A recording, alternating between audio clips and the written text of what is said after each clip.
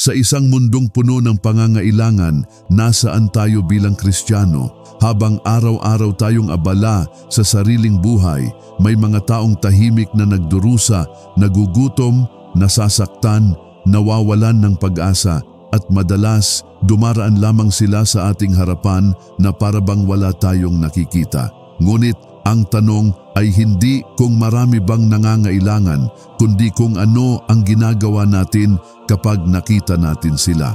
Ang pagtulong sa kapwa ay hindi lamang simpleng kabutihang asal o tanda ng pagiging mabuting tao. Hindi ito opsyonal na gawain na maaari nating piliin kung kailan lang tayo may oras o sapat na pera. Ayon sa Biblia, ang pagtulong sa kapwa ay malinaw na utos ng Diyos, isang pagpapahayag ng kanyang pag-ibig na dapat makita sa ating mga gawa, hindi lamang marinig sa ating mga salita. Ang pananampalatayang walang malasakit ay pananampalatayang walang buhay. Bilang mga Kristiyano, tinatawag tayong maging daluyan ng awa, habag at pagmamahal ng Diyos sa isang mundong sugatan.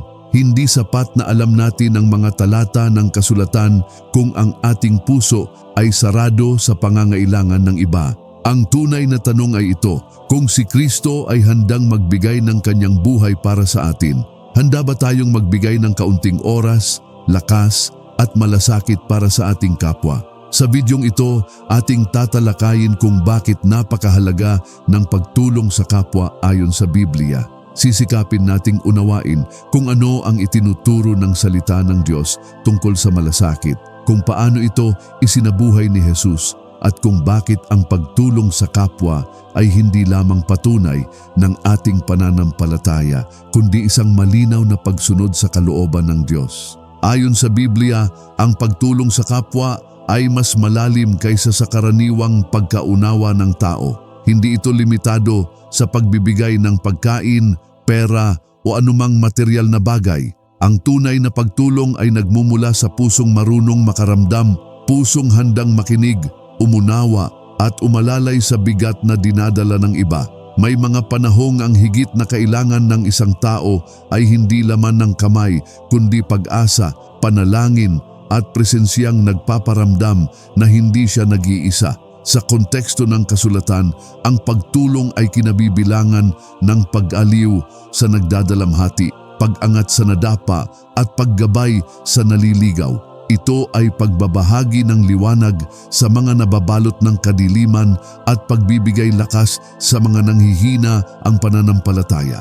Ang ganitong uri ng pagtulong ay hindi nakikita agad, ngunit may pangmatagalang epekto sa puso at kaluluwa ng tao. At sino nga ba ang tinutukoy ng Biblia bilang kapwa? Hindi lamang ito ang mga mahal natin, kaibigan natin o yaong kapareho natin ng paniniwala. Ayon sa turo ng kasulatan, ang kapwa ay pati ang hindi natin kilala, ang naiiba sa atin, at maging ang mga taong minsan ay nakasakit o kumalaban sa atin. Ang pagmamahal at pagtulong na hinihingi ng Diyos ay hindi pumipili ng karapat-dapat. Ito ay umaabot kahit sa mga taong mahirap mahalin. May isang malinaw na prinsipyo ang Biblia: mahalin ang kapwa gaya ng pagmamahal natin sa ating sarili. Ang utos na ito ang pundasyon ng pagtulong sa kapwa. Ipinapaalala nito na ang tunay na pagsunod sa Diyos ay nasusukat sa kung paano natin tinatrato ang iba, lalo na ang mga walang kakayahang gumanti. Sa mata ng Diyos, ang pagtulong sa kapwa ay hindi maliit na bagay. Ito ay salamin ng ating puso at ng ating pananampalataya. Ang pagtulong sa kapwa ay hindi lamang mungkahi ng Diyos, ito ay malinaw na utos. Sa buong kasulatan, paulit-ulit na ipinapaalala ng Diyos na ang pagmamahal sa Kanya ay hindi maaaring ihiwalay sa pagmamahal sa kapwa. Hindi sapat na sabihin nating mahal natin ang Diyos kung ang ating mga kamay ay sarado at ang ating puso ay manhid sa pangangailangan ng iba. Sa mata ng Diyos, ang tunay na pagsunod ay nakikita sa kung paano natin tinatrato ang kapwa-tao. Itinuturo ng Biblia ang malasakit at awa bilang mahalagang bahagi ng buhay panampalataya. May mga talatang nag-uutos na tulungan ng dukha, alagaan ng balo at ulila at damayan ang mga nagdurusa. Hindi lamang ito mga paalala, kundi mga panawagan sa pagkilos. Ang Diyos ay Diyos ng habag at inaasahan niyang ang kanyang mga anak ay magpapakita ng parehong puso ng awa sa mundo. Malinaw ring ipinapakita ng kasulatan na ang pananampalatayang walang gawa ay patay. Ang paniniwala na nananatili lamang sa salita ay hindi sapat. Kapag ang pananampalataya ay tunay, ito ay kusang umaagos palabas sa anyo ng pagtulong, pagbabahagi at sakripisyo. Ang paggawa ng mabuti ay hindi paraan para maligtas, ngunit ito ang natural na bunga ng isang pusong binago ng Diyos. Kaya tuwing may pagkakataon tayong tumulong, ngunit pinili nating tumalikod, hindi lamang tayo tumatanggi sa tao, tinatanggihan natin ang utos ng Diyos. Ang pagtulong sa kapwa ay patunay na ang ating pananampalataya ay buhay, gumagalaw at sumasalamin sa karakter ng Diyos na ating sinasamba. Si Jesus ang pinakamalinaw at pinakadakilang halimbawa ng tunay na pagtulong sa kapwa. Sa kanyang buhay dito sa lupa, hindi siya lumayo sa mahihirap, sa may sakit at sa mga itinatakwil ng lipunan. Lumapit siya sa mga nagugutom at pinakain sila. Hinipon niya ang mga ketongin na iniiwasan ng lahat. Pinatawad niya ang mga makasalanang hinusgahan at kinalimutan ng mundo. Sa bawat hakbang niya, makikita ang pusong marunong makiramay at handang kumilos. Hindi lamang pisikal na pangangailangan ng tinugunan ni Jesus. Higit sa lahat, inabot niya ang mga pusong sugatan at kaluluwang nawawala. Sa kanyang pagtulong, laging may kasamang habag, isang habag na hindi nanlilibak o humahatol, kundi umaunawa at nagmamahal. Ngunit ang habag na ito ay hindi hiwalay sa katotohanan. Habang tinatanggap niya ang tao, malinaw din niyang itinuturo ang landas ng pagbabago at pagsunod sa kalooban ng Diyos. Ang pagtulong ni Jesus ay hindi kailanman mababaw o pansamantala. Ito ay may layuning magdala ng tunay na pagbabago, hindi lamang sa kalagayan ng tao, kundi sa kanyang puso. Ipinakita niya na ang tunay na pag-ibig ay handang magsakripisyo, magpakumbaba at magbigay ng sarili para sa kapakanan ng iba. Kaya kung sinasabi nating tayo ay mga tagasunod ni Kristo, hindi sapat na kilalanin lamang siya sa salita. Ang tunay na pagsunod ay makikita sa pagtulad sa kanyang buhay. Kung paano siya tumulong, magmahal at maglingkod, ganun din ang hamon sa atin ngayon. Ang tanong ay hindi kung alam natin ang ginawa ni Jesus, kundi kung handa ba nating gawin ang kanyang ginawa para sa ating kapwa. Ang pagtulong sa kapwa ay malinaw na patunay kung ang ating pananampalataya ay tunay o nananatili lamang sa salita. Madaling magsabing tayo ay nananampalataya, madaling magpahayag ng panalangin at madaling magbahagi ng magagandang salita tungkol sa Diyos. Ngunit kapag ang pananampalataya ay hindi humahantong sa pagkilos, ito ay nagiging hungkag at walang buhay. Ang pananampalatayang totoo ay hindi nananatili sa bibig, ito ay nakikita sa gawa. May malaking kaibahan ang pananampalatayang sinasabi lamang at pananampalatayang isinasabuhay.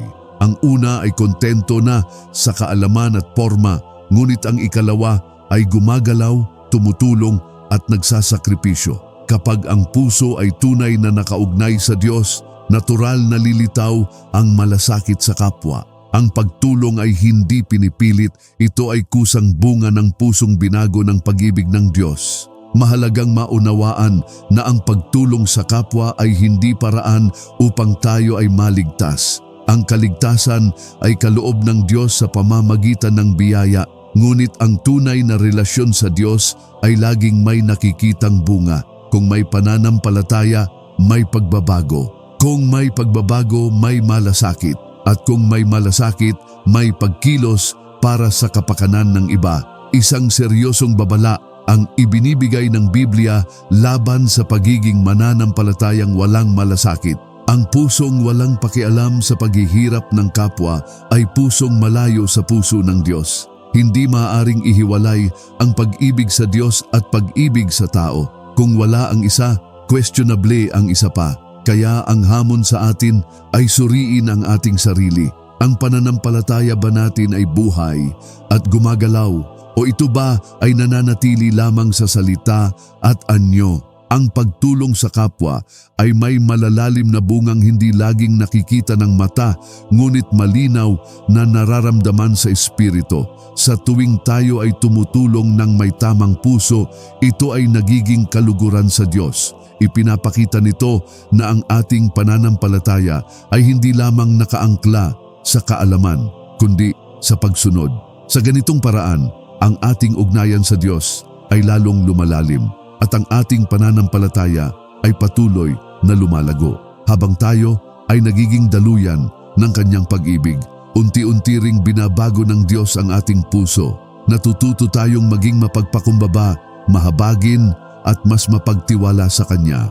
Ang pagtulong sa kapwa ay nagiging kasangkapan upang tayo ay mahubog, hindi lamang bilang mabuting tao kundi bilang tunay na alagad ni Kristo. Mayroon ding malinaw na praktikal na bunga ang pagtulong sa kapwa. Ang buhay ng tinutulungan ay maaaring magbago. Ang nawalan ng pag-asa ay muling lumakas ang loob. Ang nag-iisa ay nakaramdam ng pag-aaruga at ang nangangailangan ay nakatagpo ng tulong sa tamang oras. Ngunit hindi lamang ang tinulungan ang nagbabago. Ang tumutulong ay binabago rin. Sa bawat pagkilos ng malasakit, mas nauunawaan natin ang tunay na halaga ng buhay at ng biyayang ating tinatanggap. Higit sa lahat, ang pagtulong sa kapwa ay may malaking epekto sa patotoo ng Kristiyano sa mundo. Sa isang lipunang puno ng pansariling interes, ang taos-pusong pagtulong ay nagiging makapangyarihang patunay ng pag-ibig ng Diyos. Sa pamamagitan ng ating mga gawa, nakikita ng iba kung sino ang Diyos na ating pinaglilingkuran. Ang ating buhay mismo ang nagiging mensahe, isang tahimik ngunit malakas na patotoo na ang pananampalataya kay Kristo ay buhay, totoo at may kapangyarihang magbago ng mundo. Ang pagtulong sa kapwa ay hindi laging nangangailangan ng malaking yaman o pambihirang kakayahan. Madalas, ito ay nagsisimula sa maliliit at pang-araw-araw na bagay. Ang pagbibigay ng oras sa isang taong kailangang may makinig, ang taos-pusong pakikinig sa may dinadalang bigat at ang panalangin para sa isang pusong sugatan ay mga anyo ng pagtulong na may malalim na epekto. Minsan, ang simpleng presensiya at malasakit ay sapat na upang magbigay lakas sa isang taong halos sumuko na. May mga pagkakataon ding ang pagtulong ay nangangahulugan ng pagbabahagi ng material na bagay, tulong pinansyal, pagkain o anumang kayang ibigay ayon sa kakayahan. Ngunit ang mahalaga ay hindi ang laki ng ibinigay, kundi ang pusong nagbigay.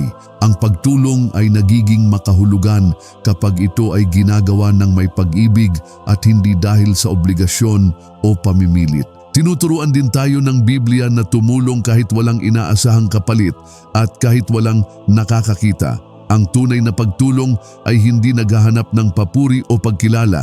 Hindi ito ipinagmamalaki o ipinopost para mapansin ng iba. Ang Diyos na nakakakita sa lihim ang siyang nagbibigay halaga sa bawat gawa ng kabutihan na nagmumula sa tapat na puso. Mahalagang tandaan na sa paningin ng Diyos, walang maliit na gawa ng pagtulong. Ang simpleng kabaitan, ang tahimik na panalangin at ang lihim na sakripisyo ay may malaking halaga. Sa kanyang mata, ang bawat kilos ng pagmamahal ay binibilang at ang bawat pagtulong, gaano man kaliit sa paningin ng mundo, ay may walang hanggang kabuluhan. May malinaw na babala ang Biblia pagdating sa pagtulong sa kapwa. Hindi lahat ng pagtulong ay kalugod-lugod sa Diyos, lalo na kung ito ay ginagawa para magpakitang tao o magyabang. Kapag ang layunin ng pagtulong ay mapansin, purihin o itaas ang sariling pangalan, nawawala ang tunay na diwa ng paglilingkod. Ang ganitong uri ng pagtulong ay maaring magmukhang mabuti sa mata ng tao, ngunit walang kabuluhan sa paningin ng Diyos. Ang Diyos ay hindi lamang tumitingin sa ginagawa, kundi higit sa lahat sa puso ng gumagawa. Mahalaga ang tamang motibo at tamang layunin.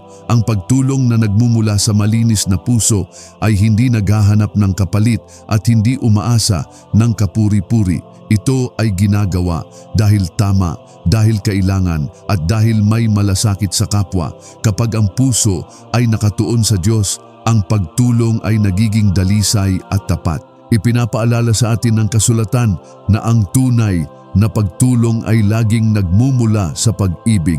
Hindi ito bunga ng konsensya lamang, kundi ng pusong binago ng pag-ibig ng Diyos. Kapag tunay nating minamahal ang kapwa, kusa tayong kikilos para sa kanilang kapakanan kahit walang nakakakita at kahit may kapalit na sakripisyo.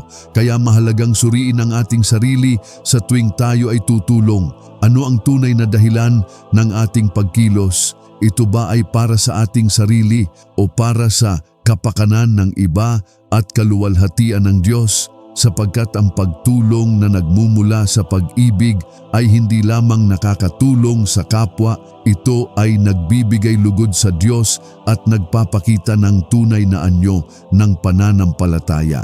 Kung si Kristo ay handang tumulong at maglingkod ng walang kondisyon, walang hinihinging kapalit at walang iniintinding papuri mula sa tao, bakit tayo nagdadalawang isip sa tuwing may pagkakataon tayong magbigay, makinig o umalalay sa nangangailangan? Ito ang tanong na dapat tayong tanungin sa ating mga sarili.